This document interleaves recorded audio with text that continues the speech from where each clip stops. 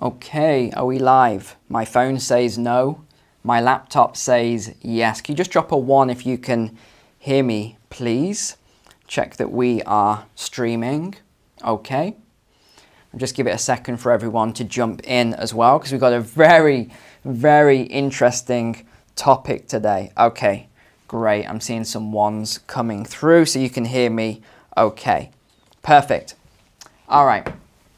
We have got a really interesting topic today. Occasionally I like to do some things that are a little bit outside of the finance and economic sort of scope, and today the food aspect is one thing that we are going to cover.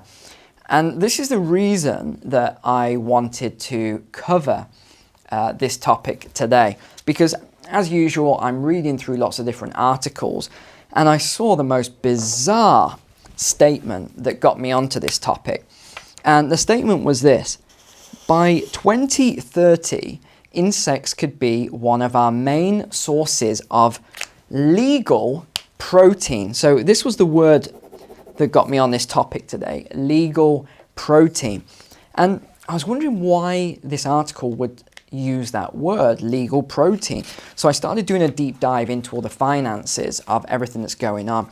And we've covered before about all the farming and all the SDGs and these goals around the reduction of farming and reduction of livestock. Some countries, it's as much as a 90% reduction of livestock. So I wanted to get in and see, well, who's driving this? What are their goals? What are they trying to do? And I was quite fascinated. So we're going to go through a couple of things. But first, I want to show you all of the articles that have been coming out just very recently. Here we go. Let's get started with this. Excuse me. So this is from Bloomberg. Edible insects and exotic plants may be the future of food. There we go. How do you fancy one of those in your meal? And again, look at the date here. This is the 19th of October, 2023. And I've just been getting bombarded with these articles at the moment. It's not just Bloomberg, it's all sorts of different media outlets. Fancy eating cricket-topped hummus at this bug-based restaurant. No, thank you. Salted ants, this is from the Washington Post. Ground crickets, why you should try edible insects. So they've got this big story on edible insects. Study explores effects of insect farming on feed costs. Right, okay. The Guardian, if we want to save the planet, the future of food is insects. Is it really? I mean, this just goes on and on and on. Meat giant Tyson Foods invests heavily in insect ingredient company for more sustainable protein. You know, the whole thing around this sustainable protein just makes me laugh, because I've actually looked into this, and it's not the way they're making it out at all. They're trying to say it's 99% more climate friendly to grow insects than it is meat. It's just not true. If you actually look at the studies on this, they don't even provide the evidence as to why that is. It's very, very loose, but we won't go too much into that. I don't want people to start crying off the stream here. This was the other one. Insect genetics to boost sustainable farming. Again, check out the dates on this. This is 17th of October, 2023. And this is all about the, I think they're called black soldier flies or something like that. I've got some notes on it in a moment for you. How France is leading the way in insect protein. Again, huge article on insect protein. And again, what do we keep seeing? This date, 2030, insect farming. The industry set to be worth 8 billion by 2030. And this article actually came out a long time ago. This came out in 2020, this one here. And we can go through, and it talks about how there's grants. You can set up your own edible insect farming, and you know, all this sort of stuff. Again, this one just came out yesterday. Global insect feed market size growth 2023 to 2031. So again, we keep seeing all this stuff, and they go through the different types of animal protein as well. The world's first flexi burger 50-50 made with mealworms and beef. So this is an interesting one. And we'll come on to some of the fast food restaurants as well and what they are investing in, which tells you the way things are going to be going. This another company, A World Transformed by Insect Technology, goes through all this stuff about insect technology and all this stuff. This one is 3 years old from The Guardian. UK insect farm project for sustainable animal feed awarded £10 million. So let's just come back to the main screen a second then. And I started looking into the finances, as I always do. That's what I do best, I think. So I was looking into the finances, and what I found was staggering. They are now, I'll tell you both sides, they are now giving grants for these insect farms and, all this sort of stuff. So if you start an insect farm, you can get a grant for this, believe it or not. And if you commit to some of these goals that you're going to provide insects and some of it's going to be ground up and put in human food, right? You get all these grants. You get a good, it's gone from my head. You get a good score as well. It's going to come to me. Drop it in the chat what it is. Wow, my head has just gone empty tonight. But it's that score, the ESG, Environmental Social Governance score. There we go. You were late on the chat there, guys. You didn't save me there, right? So you get a good score if you're a company, and that allows you. Again, this is mind-blowing to me. This allows you to then get loans from the bank for better interest rates. Yes, you can get better interest rates if this is a green or a 5 in terms of your ESG score. Staggering. Now, here's the flip side, which I started looking into. And again, I was really shocked by this. If you are a traditional farmer, let's say you're a dairy farmer, or you provide normal protein from meat, livestock, it is extremely difficult to get any form of financing, any loan. Even some of the credit lines are being pulled. And this is at the same time that some countries have got the 90% reduction targets on livestock. So you can see where this is going. It's pretty weird to say the least. So we've got all these pushes for alternative eating from the media.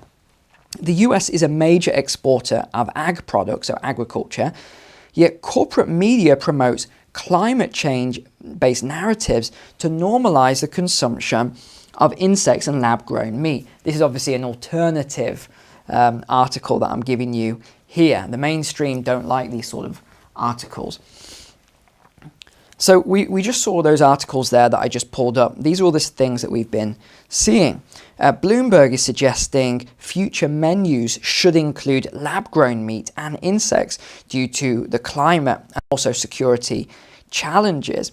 Again, if you look at where all of this is coming from, it's coming from one organization, the WEF, who are aligned with the UN, which has their SDG. So if you look at the SDGs, it starts to make sense where all of this is coming from. And then it's all the control of the finance. So people have said to me before, yes, but I read this scientific report and it says animal protein is extremely damaging to the environment and insect protein isn't at all. It's 1,000 times more damaging than all this. Again, those studies, if you look at them, they're very loose. The evidence is very weak. I'm sure if we start looking into it properly, we're going to find arguments for and against for almost anything. It doesn't matter what you look at, you're going to find for and against. But the way it's talked about, as if they're going to make certain meat illegal by 2030 in certain countries, to me is insane. The whole point is that we have, it's like the speech as well, the freedom of speech, which is disappearing, and these new laws that are coming through, where if you say anything against the narrative, well, that can have you banned from social media. They can close off your voice. So it's happening as well with this meat and the studies. And someone said to me, well, I get it all the time. People say, well, look at this study. And the first thing I do before I even read any study that I'm sent is I look at the person who wrote the study or the team. I then look at who funded those people. And almost every time, as soon as I see the funding, I don't read it. I mean, for me, I just rip it up because it is biased funding. So if I find that the funding is independent and then it promotes something, that's a different story. I will read it. I will then take that on board to see how my view changes or not, as the case may be. But whenever people keep sending me all this stuff that's funded by one organization, you can't take that as gospel. It is biased. The people who wrote the reports, their salary is based on the funding from this organization. Do you understand this stuff? It's very simple and logical, yet people tend to get upset if I even mention it. I mentioned a report a while ago that I was sent, and they said, this is absolute proof of XYZ. I looked at the funding, and the funding was from the organization that was trying to push their thing, and then I looked at the organization, and they had hundreds of billions invested into the technology. I mean, come on, this is just logic, it's just common sense. The Washington Post as well is advocating the consumption of ants and crickets as a main protein source by 2030. What else are we seeing? Tyson Foods, this is a big one. They are talking about in the future, they want to move some of their meat, and this is an interesting one. Drop in the comments if you remember just how many fires. Do you remember I covered all the fires of the factories and the meat plants and everything else? That was Tyson Foods. I've only just connected the dots on that as I read it and looked at this bullet point that I wrote down. But they are investing heavily into insect-based protein and oil. So oil production from insects. I didn't even know you could get oil from insects. And they're saying that this is going to be used in human food. It's currently used in fish and dog food, but there's going to be a transition. So again, this is Tyson Foods, absolutely huge. Tyson's investment reflects a venture into a multi-billion-dollar industry with tremendous growth potential tied to sustainability and climate goals. You notice it says goals, the word goals there. The planned, so this is their next planned facility, will be operational by 2025, and it's going to encompass all, keyword, insect protein production stages from breeding to hatching of insect larvae. Sound tasty? Protix, a supplier to pet food makers like Nestle and Mars, sees the deal as a tipping point towards creating sustainable protein solutions. Of course it does. This is all backed, it says, by the WEF and others to promote insects as alternative protein sources across the food chain, extending to human consumption. We then go into, before I go into this segue here, we then go into looking at the supply chains that they've been warning about for a while now. And they're saying that the supply chains of a lot of meat and food will break down. So there was one example that's quite interesting. It was on New Zealand lamb. So this is world renowned. You know, if you've eaten lamb from New Zealand, you know it's one of the most popular places to get lamb.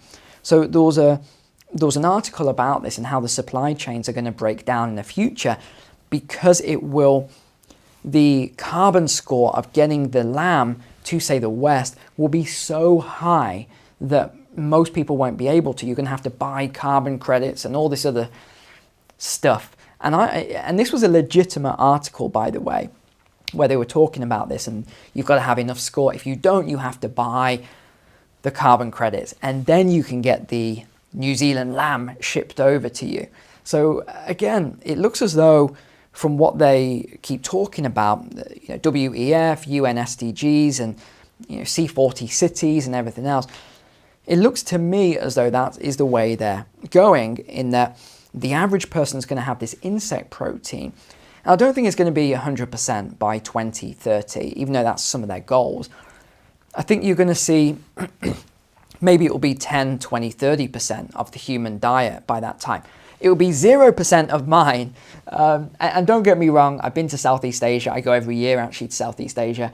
I will have the odd cricket or something if I'm with a group of people and they've got all these, I don't know if you've ever been, but they tend to have all these insects and amongst all your other foods on the table.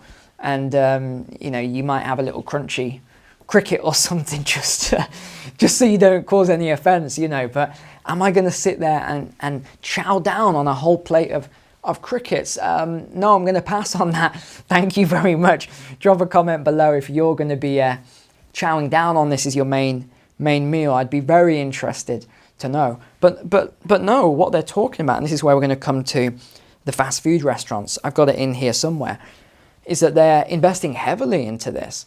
And there's talks about, I mean, McDonald's is a prime example. There's talks about a blend of, say, beef in a beef burger.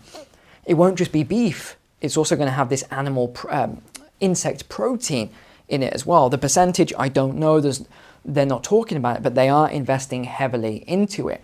So I think this is all going to be, this is a very interesting decade, to say the least. This is coming down the line.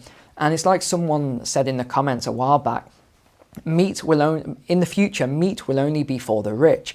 And that may well be the case if all of this keeps going the way it is.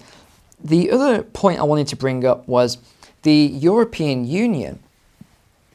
I don't know if you remember when I talked about this, but they approved, here we go, 2 insect species for human consumption.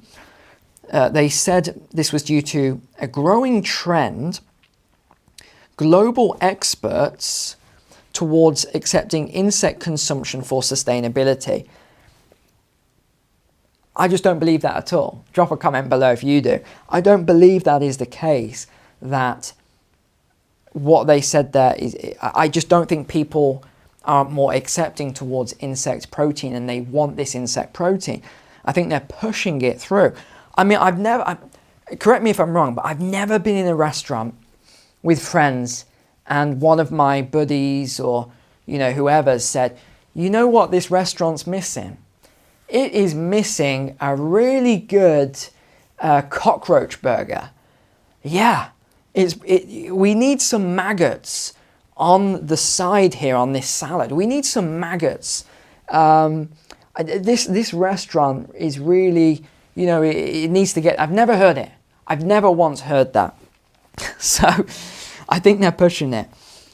We also have a WEF panel member, Jim Hageman-Snabe, has said the future of lab-grown food is crucial and will contribute to healthier food options. Again, where's the evidence for this? You just never see this evidence where they keep saying this is more sustainable, this is healthier. Where is the evidence? Where is the unbiased evidence? That's what I want. I don't want to see bias. I don't want to see, oh, well, this is what we say and we're experts, so it must be true.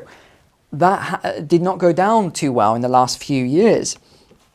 The main claim is that animal protein is bad for the environment. Even free-range meat and farms as well as farm animals must be reduced dramatically if we stand a chance against extinction level events. Again, where is the evidence for this claim that they keep making? It's very alarmist. So if you are the average person, you're fast asleep, you're not awake to a lot of the propaganda that comes out from the media, you're going to hear things like that and go, right, extinction level event. If I don't start eating crickets, well, I should probably think about it. Oh, wait, Burger King or McDonald's or KFC or whoever, they're saying as well that they've got an insect burger. Well, it must be the case then. It must be, you know. Genetic modification of insects as well. This is a big one.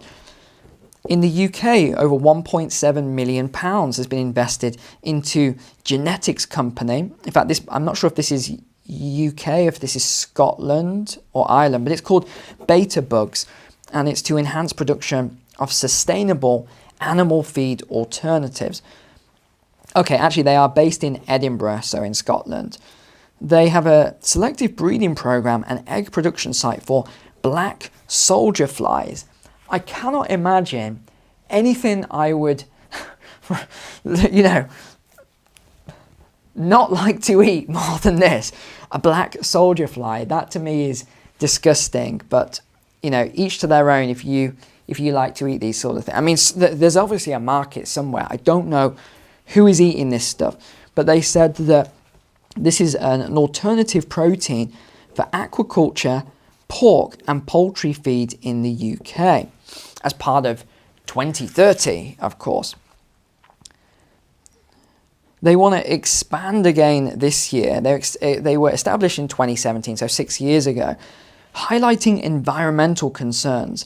It's noted that traditional protein sources like soy meal, fish meal contribute to deforestation, biodiversity loss, and overfishing. Okay, I'm not going to dispute that because there's probably some strong evidence for that aspect there, especially with soy. Soy that I can't remember who it was, but a lot of you subscribers, I used to have a lot of soy. And I remember, I don't know if this is just psychosomatic, but I remember everyone said, your voice has started to go higher. I don't know if you remember this. If you look at some of the most popular videos, like my housing market crash video, it's a couple years back now, like 3 years ago.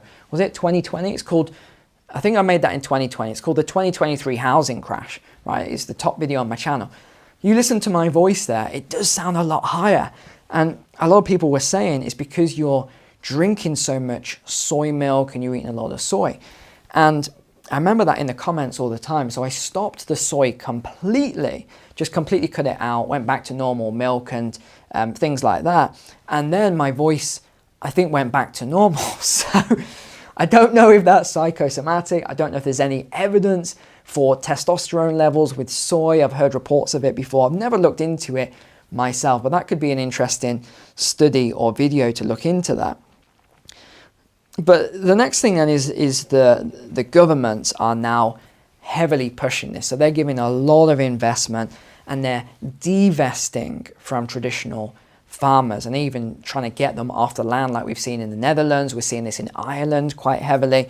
We're seeing rewilding in the UK. A lot of crazy stuff going on at the moment. But France, if you are French watching, France is leading the way in insect protein now.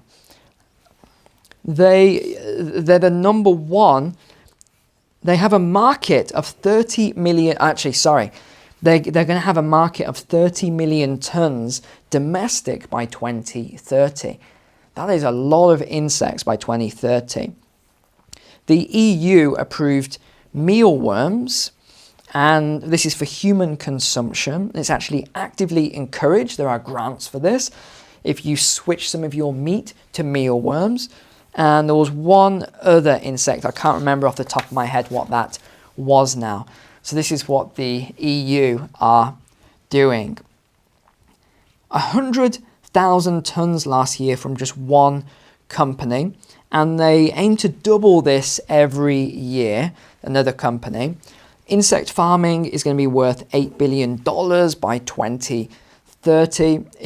Gosh, this is staggering. So the annual growth rate is 27.8%. Wow. Incredible. Here we go. McDonald's is one of the big stakeholders at the moment. There's also other fast food restaurants, but let me just throw McDonald's in here. And it doesn't really say why. It just says that McDonald's is one of the main stakeholders. Again, why is McDonald's? What do they know? Whenever you see big companies or big chains like that, you've got to start asking questions because they will have insight. They'll be connected to important people. Important people hang out with important people. Wealthy people hang out with wealthy people. This is the way of the world. They obviously know something. And it reminds me of, if you remember the Great Reset video that I did, and again, that was 2020. It hit 500,000 views in a few days and got banned. It's still, you can watch it on the channel. But even with that video, I remember the crazy forecast that I made at the video. And I said, I just don't believe that all of these financial institutions are here for climate. It doesn't make any sense. Why would they care? They're for-profit organizations. Why would they care about the climate? It didn't make any sense to me. And I said I thought it was because they were going to be doing a central bank digital currency. They were going to be moving things across. There's going to be all this stakeholder capital that's going into digital tokens and everything else. People thought that was nuts, that forecast. It was just way ahead of the time back then. And what happened? What did I say about MasterCard, right? And what is MasterCard doing now? MasterCard is going to be one of the big tokenizations partnered with the central banks. That's why you're seeing a lot of the banks moving over to MasterCard. You might have even got a new debit card from your bank in the last year or so for, because it's more friendly. This is recycled plastic. Yeah, you already had the card. You already had the plastic, so how could giving you a new one with recycled plastic be more environmentally friendly than the card you already had, right? It's nothing to do with that. It's because MasterCard have ticked all the boxes and the ESG and the partners, and they're going to be one of the guys to do this stuff. Visa's too far behind. They did a merger, an acquisition. It's put them behind. You look at all these things and it all connects perfectly once you start to do the research and you follow the money. So I think there's something going on here with McDonald's. It's not just McDonald's though. There's all sorts of other food companies that you'll be aware of. And they're all getting in on the act. They're all doing this investment into this stuff. They obviously know something that we don't. And I want to bring this back to the statement I made right at the start here. And that is, by 2030, insects could be one of our main sources of legal protein. Drop a comment below. What do you think is going on? I'd love to know how many of you are actually going to chow down on and eat the bugs, as Klaus says, the head of the WEF. All right, thanks for being online. See you next time. Take care. God bless you guys.